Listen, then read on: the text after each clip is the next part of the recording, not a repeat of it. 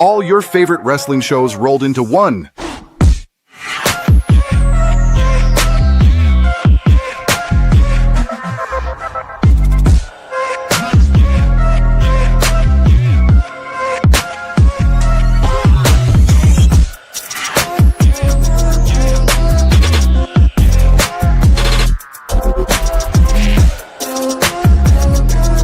Welcome to the We Book It podcast. Let's start the show. Well, hello there, everybody, and welcome to another edition of Monday Night Raw Dogg. I am your host, Coach, and it is a pleasure to be back with you once again. I apologize for missing all of the Sunday shows recently, but it's been a crazy season right now for me. But I'm happy to be here right now. And man, it's crazy to think we're less than something. Make sure I'm doing the math right. We are less than 2 weeks till WrestleMania. It is approaching fast, and the storylines, whether you like them or not, they're starting to heat up, and we're going to talk about it here tonight. So we start out the show with CM Punk making his way to the ring, and just in a very ticked off mood. And as I am saying this, I know one Big Daddy C is going to be very happy right now, as his Michigan Wolverines just won the national championship in college basketball. But we stick with wrestling right now. We go to CM Punk making his way to the ring, and he is just mad. He is ticked off. He's mad about something. He throws his title in the ring. He grabs a microphone, and then he sits crisscrossed like he's about ready to drop a pipe bomb. And he talks about the history of wrestling and everything that has been going on, especially in the town of Houston where they're at. But he doesn't go into much of what people were kind of expecting. He just stood back up, and then he got to work on Roman Reigns. He says if Roman Reigns hates me, then I'm right where I need to be, because I won't trade my authenticity for approval. And as the crowd kept chanting OTC, he said, keep chanting, maybe he'll show up, but he probably won't, because he's not here tonight. He then went on to tell the fans why he hates Roman Reigns, calling him, and I quote, store-bought and plastic, called him safe, boring, while CM Punk is more dangerous and unexpected. You never know what he's going to say. And then he starts with the pipe bomb. He takes shots at Reigns. He then goes to The Rock, even mentions Vince McMahon, not directly, but says the old man that made Roman eat dog food on live TV, pretty much. And I got a reaction. And referenced TKO, who he claims cannot control him. And he ended the segment right before he was done and said that he was going to give Pat McAfee a receipt, especially after what happened on Friday Night SmackDown, and demanded lower ticket prices and standing tall with the fans going into the commercial break. This, I was going to be honest, I was expecting a big one. And when he started, I was a little disappointed, because I was like, oh, he got into the pipe bomb look and didn't do much with it. But then he started to pick things up. I think he voices a lot of what the fans thought about Roman during that early times when Roman first came into WWE. I think it was very said a lot within the WWE universe community about how he was overpushed, overbooked, and that nobody was crazy about him. But, it was some good resonance from CM Punk about that. He was just showing great emotion with this. And of course, clamoring about what TKO has done with WWE is another thing, especially with the ticket prices and how families can't enjoy a wrestling show anymore and how everything's being reserved for A-listers or in some cases B-listers that nobody really cares about in a wrestling ring. But that's beside the point. As we think about next week with Roman's response, it's going to be tough. I mean, CM Punk really went after him, and it's going to be, like I said, it's going to be tough for Roman to fight back with a promo. He's got to get physical. There's no doubt about that. He's got to get physical. That's the only way he can level a playing field. But as of right now, Punk has officially won the promo battles between the two after tonight's segment. We go to our first match of the evening, and it is LA Knight versus Austin Theory. At ringside is, of course, Logan Paul. But also, iShowSpeed is there, and he, before the match, was clamoring to Danhausen, trying to lift the curse, to which Danhausen gave demands that Speed could not provide, so he is still cursed.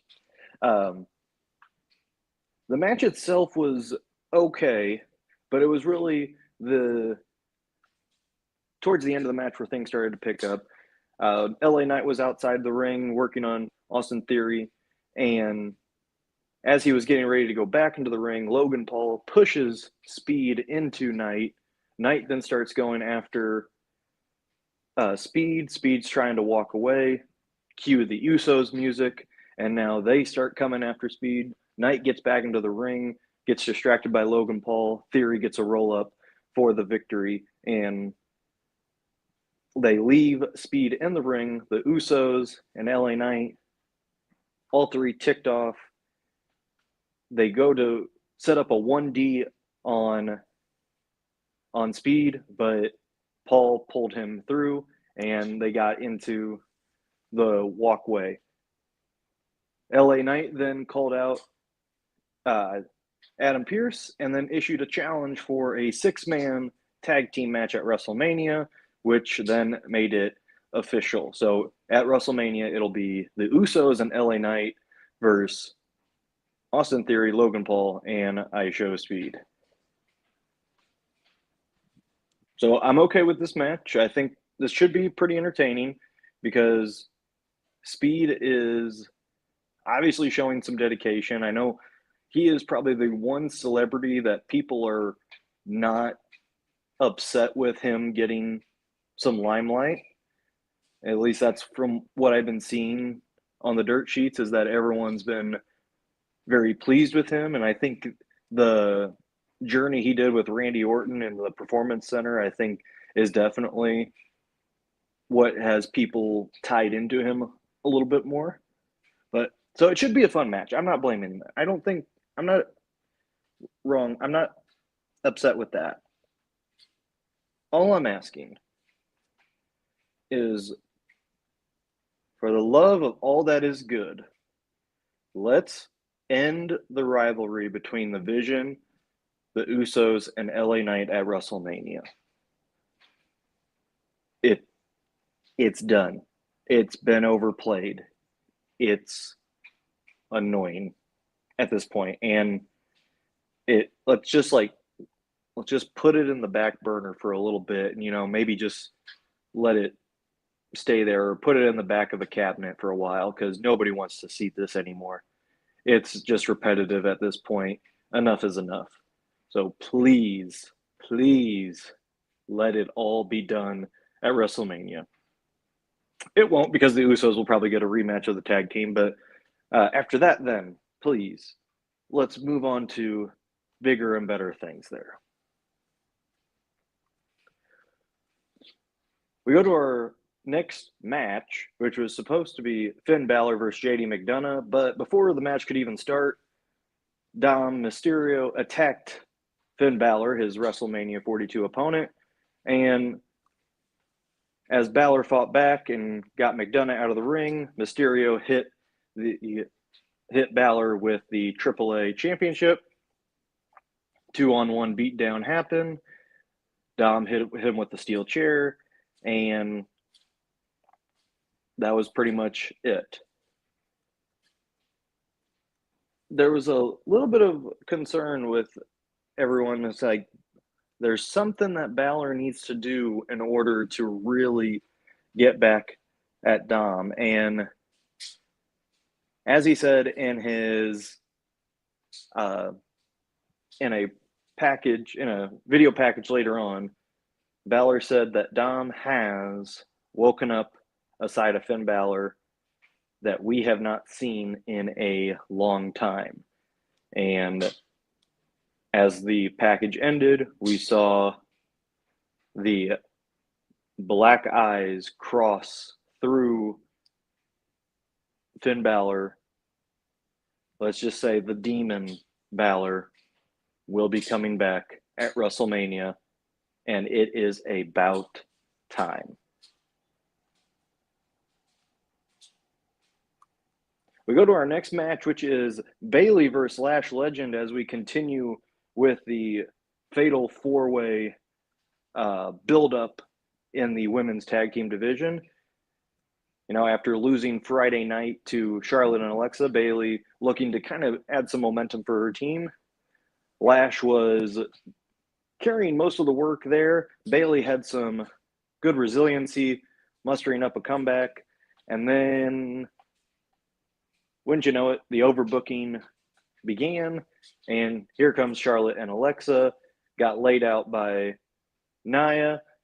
Lyra then laid out some people. And then as Bayley was getting... I want to make sure I word this right. Bayley was getting lifted up in a superplex.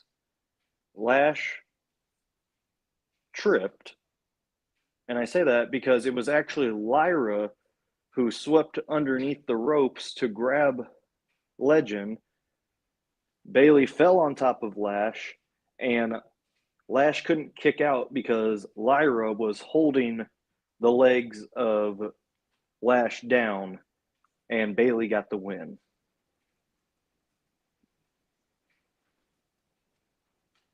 I think the match itself was pretty solid, but the overbooking and interference kind of dragged it down. It makes sense. It makes sense from a storyline standpoint. Doesn't mean I have to like it, though. Still a pretty solid match. One thing I want to point out, though, with Lyra doing these tricks, could it be possible that we could be seeing a heel Lyra, or is she just willing to do whatever it takes to help Bayley out? That's for time to tell. But the women's tag team division has been one of the bright spots entering WrestleMania. Let's just hope that the match itself is not rushed and they take their time when WrestleMania begins. This is a match that definitely deserves to be a longer on the card and not just some quick filler match. I think a lot of people are invested in this. Everyone loves Charlotte and Alexa, obviously. Everyone loves Bayley. Lyra, everyone loves her too. You have the old school people who love the Bellas still. And then Lash Legend is a big up-and-comer being the tag team champion. So there's a lot to look forward to during this match. And the build-up for it's been really good. Like I said, match was good. Didn't like the overbooking. Made sense. Still didn't like that part. Otherwise, job well done. Our next segment, we have Seth Rollins coming into the ring. And as Rollins went in about his business, he talked about how it seems that Paul Heyman has hired Gunther as some protection or some collateral. So that is why Rollins is turning his attention to the ring general. And before he could even say anything about Gunther, Gunther attacked from behind, Rollins escaped, and then the two brawled, but the referees came out to separate them. As Gunther went backstage, and Paul Heyman was waiting there for him and said he owed him a very big thank you. Gunther said his attack on Rollins was not for the wise man, and then pulled Heyman close and warned him, "You owe me so much more than a very big thank you." One thing that I noticed about in the promo is that Seth Rollins is claiming that he put Brock on a silver platter for Oba Femi.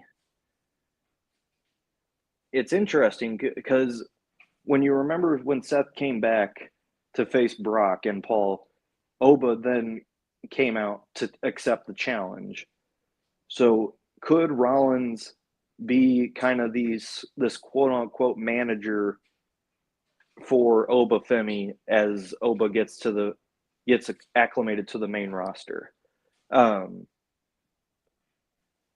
I didn't like how Gunther said that it was personal for him to attack Rollins. That's fine, but just being vague about it, we kind of need to know more on that. I need more. I need more for next week before we get into the actual match. Don't just say it's personal and say nothing about it. Let's give some explanation for it. However, I do believe this is setting up Gunther versus Brock Lesnar at SummerSlam, because with Gunther bringing Heyman in close, saying that you owe me more than just a very big thank you, Gunther is going to want a match against Brock Lesnar for Lesnar's career on the line, and Paul Heyman will have to grant it to him, just like he had to grant CM Punk's favor last year at WrestleMania 41 to put him in the main event of WrestleMania. So do like that kind of storytelling there. We go to our next match, which is a 6-man tag team match between Penta, Javon Evans, and Dragon Lee, taking on Los Americanos. And interesting that they put the 3 of the guys who will be in the ladder match for the IC title on a team together, but they're all baby faces, so it led to a pretty fun match. A lot of high-flying stunts. There was just no rhyme or reason to the match. It was just all chaos pretty much, and there was nothing wrong with that. We had a nice Dragon Lee tribute to AJ Styles with the Styles Clash, Penta delivering his Mexican Destroyer on the apron, and then, of course, the beautiful OG cutter delivered by Evans to pick up the win. Pretty straightforward on that point. We get then at the end of the match, Rey Mysterio's music hitting. And Rey comes out in street clothes and just says he wants to congratulate Penta on all that he's done, and says that he is a true champion, taking the Intercontinental Championship into a ladder match at Mania, and then says that it felt like something was missing. So Adam Pearce and Rey Mysterio talked, and Rey Mysterio will enter the IC title ladder match at WrestleMania. So we now have 6 men in a ladder match, just like it should be, but with a surprise aspect with that. The one issue I have with this, WWE has teased Mysterio versus Gunther, especially with Rey interfering during Gunther's brief rivalry with Dragon Lee. And then Gunther had to get thrown off to the wayside. We get off to the side, doing a little side quest with Seth Rollins. Rey comes back and puts himself in the ladder match instead of going back to Gunther. I mean, pretty much sounds about right for what the booking's been like nowadays. But as for everything else, very solid match. Love watching Javon Evans. I can't wait to see what he does during the ladder match. We have our next match, which is Rhea Ripley and Io Sky taking on Mishan and B-Fab. Of course, Jade Cargill there at ringside.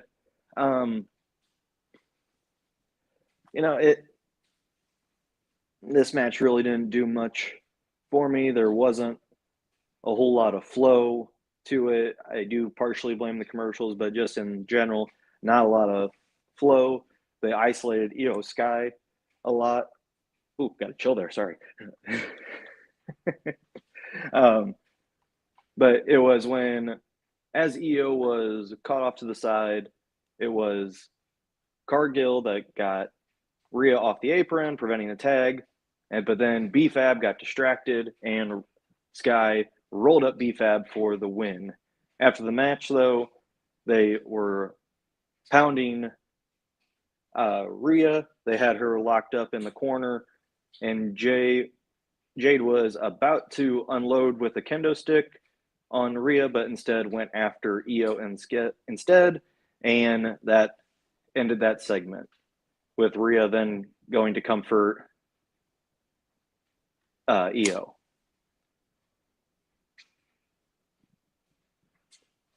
So a lot to take away from this, and most of it's not good. First off, Rhea still getting the loudest pops possible for any wrestler, male or female. She's a star right now. Number two,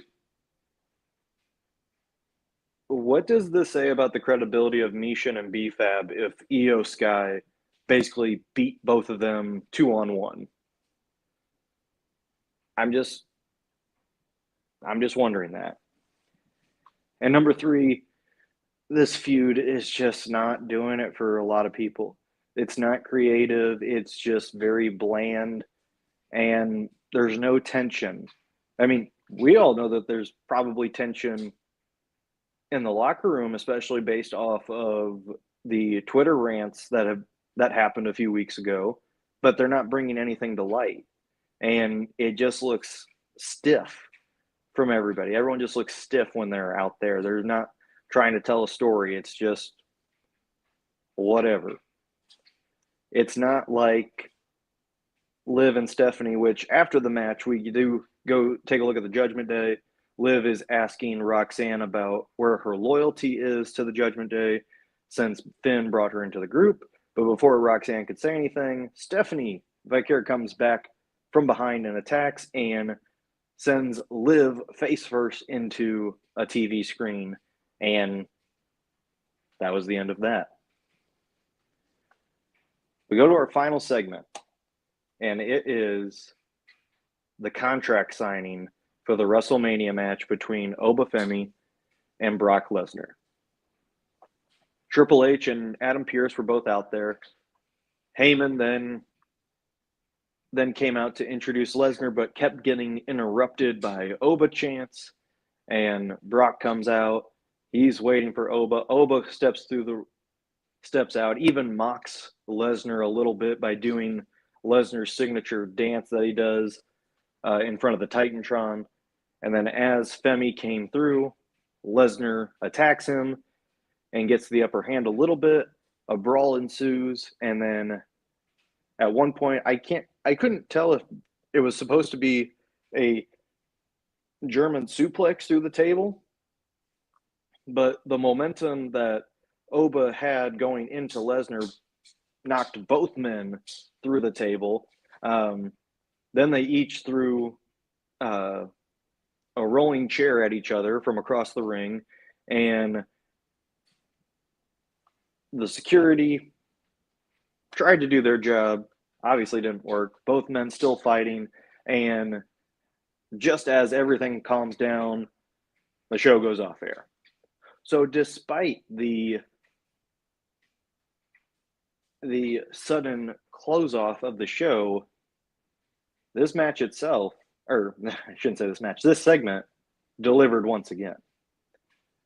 Femi is obviously the next big star, and if he is not in the World Championship or even the WWE Championship contention next year at next year's Mania, this is a fumble by the company because the crowd's in it, and it's obvious that Brock Lesnar sees it.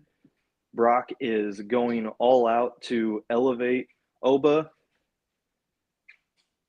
And the one thing I liked about this is that Lesnar did, I think, win this segment.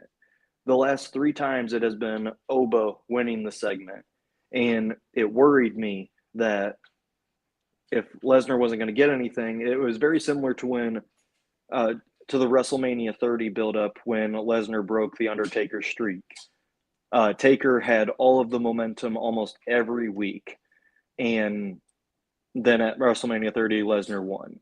So if Femi had all of that momentum going into Mania, it was almost a guarantee that Brock was going to maybe even squash him. So the fact that Lesnar got some momentum here is a great sign for Oba Femi fans because that means he is probably going to win at WrestleMania. And at this point, with how Brock is selling, it'd be a massive disappointment to begin with. But this was a show that had a hot start and a hot finish, but then just a cold, not really a whole lot going on in the middle. And, you know, that's going to happen sometimes. But if your main storylines are getting the traction that they need, I would consider it a successful show. From the pipe bomb to Femi and Lesnar, Finn versus Dom getting a big boost with the Demon. Of course, you have the seeds of Lesnar versus Gunther.